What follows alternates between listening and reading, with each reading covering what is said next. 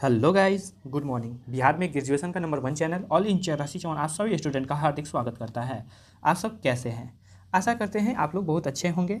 आज का video finally वैसे स्टूडेंट के लिए है जो बीए पार्ट 3 सेशन 21 से 24 ज्योग्राफी ऑनर्स के छात्र एवं छात्रा हैं। आज हम देखेंगे ज्योग्राफी ऑनर्स पेपर 7 के वे सारे महत्वपूर्ण प्रश्न जो आपके एग्जाम के दृष्टि से महत्वपूर्ण ही नहीं बल्कि काफ़ी ही महत्वपूर्ण है। मैंने already geography honours paper 5 paper 6 का भी एक क्वेश्चन बता दिए हैं। अगर आपने अभी तक नहीं देखे हैं तो उसका प्लेलिस्ट बना हुआ है, आप जाके वहाँ से देख सकते हैं।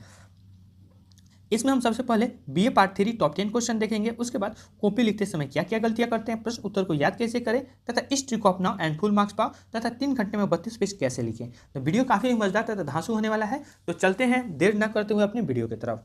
हमारा पहला जो क्वेश्चन कह रहा है, क्या हमसे कह रहा है कि रूपांतरण की संकल्पना एवं विशेषताओं की विवेचना कीजिए। यानी आपको बताना है कि रूपांतरण की जो संकल्पनाएं हैं तथा उसकी क्या क्या विशेषताएं हैं उसके बारे में आपको लिखना है। क्वेश्चन दोस्तों इस प्रकार से भी आपको दे सकता है कि रूपांतरण की संकल्पना एवं विशेषताओं पर प्रकाश डाले। यहाँ विवेचना हटा देगा और बोल देगा आपको प्रकाश डालने के लिए। ठीक है, क्वेश्चन नंबर 2 की तरफ हम बढ़ते हैं। क्वेश्चन नंबर 2 ये हमसे कह रहा है कि अरावली के भौगोलिक उद्भव का परीक्षण कीजिए। यानी अरावली के जो भौगोलिक उद्भव है उसके बारे में आपको लिखना है। क्वेश्चन आपको इस प्रकार से भी दे सकता है कि अरावली के भौगोलिक उद्भव पर एक निबंध लिखे। यानी कहने का क्वेश्चन का तात्पर्य ये है कि अरावली के भौगोलिक उद्भव के बारे में ही आपसे क्वेश्चन पूछ रहा है और आप देख सकते हैं क्वेश्चन किस प्रकार से घुमा घुमा के कर रहा है। ठीक है, इसलिए हम जितना प्रकार से क्वेश्चन एग्जाम में आपको घुमा के पूछे जा सकते हैं, ठीक है, उतने प्रकार से हम आपको पहले ही बता दे रहे हैं ताकि आपको एग्जाम देने में किसी भी प्रकार का कठिनाइयों का सामना ना करना पड़े। ठीक है, क्वेश्चन नंबर 3 की तरफ हम बढ़ते हैं। क्वेश्चन नंबर 3 हमसे क्या कह रहा है, भूगर्भ विज्ञान के अर्थ एवं विषय क्षेत्र का वर्णन कीजिए। यानी जो भूगर्भ विज्ञान का अर्थ क्या है तथा उसके विषय क्षेत्र के बारे में आपको बताना है। क्वेश्चन नंबर 3 समझ गए। आपसे क्वेश्चन इस प्रकार से भी दे सकता है कि भूगर्भ विज्ञान के अर्थ एवं विषय क्षेत्र पर अपना विचार प्रस्तुत करें। देख सकते हैं क्वेश्चन एक ही है लेकिन क्वेश्चन घुमाने का तरीका अनेक हो सकते हैं। क्वेश्चन आपको इस प्रकार से भी पूछा जा सकता है कि भू विज्ञान के विषय वस्तु एवं कार्यों की विवेचना कीजिए। ठीक है, तो आपको क्वेश्चन एग्जाम में किसी भी प्रकार से घुमाए आपको वहां थोड़ा सा भी कंफ्यूज नहीं होना है। अब हम बढ़ते हैं नेक्स्ट क्वेश्चन, क्वेश्चन नंबर 4 की तरफ। भारत में अभ्रक की उपस्थिति, क्रम एवं वितरण का विवरण प्रस्तुत करें। यहाँ क्रम होगा। ठीक है, यहाँ इसको हम क्रम बना लेते हैं। आप भी अपना कॉपी यानी नोटबुक में अपना क्रम इसको बना लीजिएगा। ठीक है, क्वेश्चन आपको अथवा में ये भी दे सकता है कि यहाँ अभ्रक दिया है तो हो सकता है आपको यहाँ पे कोयला भी दे या फिर पेट्रोलियम भी दे। ठीक है, तो कोयला, पेट्रोलियम और अभ्रक ये तीनों आप अच्छा तरीका से आप याद करके जाइएगा। ठीक है, अथवा में हम एक क्वेश्चन देख लेते हैं कोयला वाला कि भारत में कोयला निक्षेपण का उपस्थिति, क्रम, प्रकार एवं वितरण का विश्लेषण करें। ठीक है, यानी कोयला का निक्षेपण की उपस्थिति, क्रम के बारे में आपको बताना है। ठीक है, अब हम बढ़ते हैं नेक्स्ट क्वेश्चन की तरफ। यहाँ कोयला होगा। नेक्स्ट क्वेश्चन 5 नंबर है कि भारत में धड़वार क्रम की सेल की विशेषताओं का वितरण एवं आर्थिक महत्व की विवेचना कीजिए। यानी आपको बताना है कि भारत में जो धड़वार क्रम के जो सेल पाए जाते हैं उसकी क्या विशेषताएं हैं तथा उसका वितरण किस प्रकार से होती है। ठीक है, और इसका आर्थिक महत्व क्या है उसके बारे में आपको लिखना है। ठीक, क्वेश्चन नंबर 5 समझ गए। अब हम बढ़ते हैं क्वेश्चन नंबर 6 की तरफ। क्वेश्चन नंबर 6 हमसे क्या कह रहा है, भारत में आगन्य क्रियाविधि का वर्णन कीजिए। यानी आगन्य क्रियाविधि के बारे में आपको बताना है। ठीक है, बढ़ते हैं क्वेश्चन नंबर 7 की तरफ। क्वेश्चन नंबर 7 बढ़ने से पहले आप सभी स्टूडेंट से ये कहना चाहते हैं कि आप वीडियो कहाँ से देख रहे हैं। ठीक है, अपना जिला का फटाफट कमेंट बॉक्स में नाम लिख दीजिए। अगर किसी भी प्रकार से अगर अभी आपको दिक्कत हो रहा है तो आप हमें फटाफट कमेंट कर दीजिए। हमारी टीम आपके लिए सदा तत्पर पे है, आपका पूर्ण रूप से हेल्प करेगी।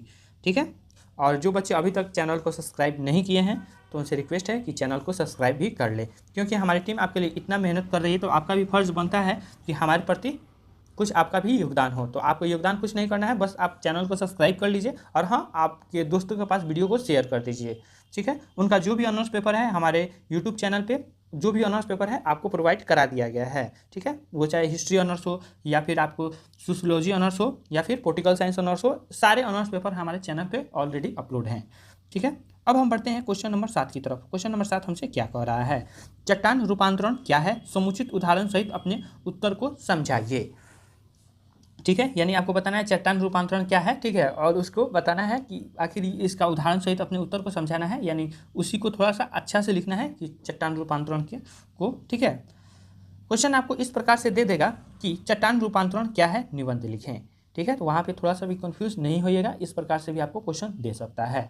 अब हम बढ़ते हैं क्वेश्चन नंबर 8 की तरफ। क्वेश्चन नंबर 8 हमसे क्या कर रहा है, कलर चेंज कर लेते हैं थोड़ा सा, कलर चेंज हो गया।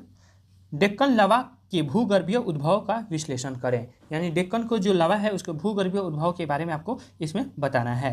क्वेश्चन आपको इस प्रकार से भी दे सकता है कि डेक्कन लावा के भूगर्भीय उत्थानों का वर्णन कीजिए, यानी कहने का अर्थ है कि आपको बस इतना कन्फर्म रहना है कि हमको डेक्कन लावा के भूगर्भीय जो है उसके बारे में पूछा जा रहा है, हम उसी के बारे में उसका उत्तर हम लिखें, ठीक है।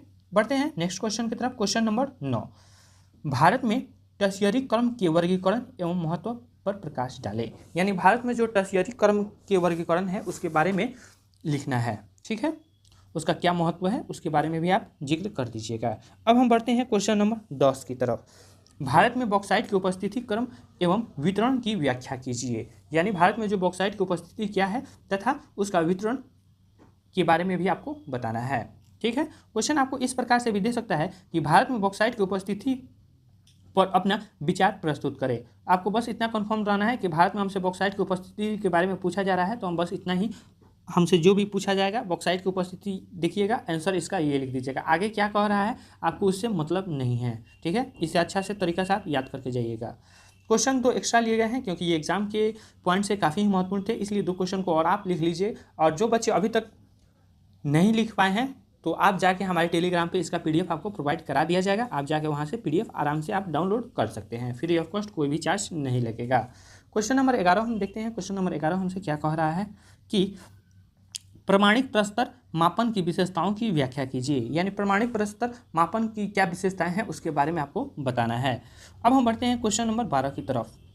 क्वेश्चन नंबर 12 ये रहा कि भारत में लौह अयस्क या पेट्रोलियम की उपस्थिति, क्रम, प्रकार एवं वितरण की व्याख्या कीजिए।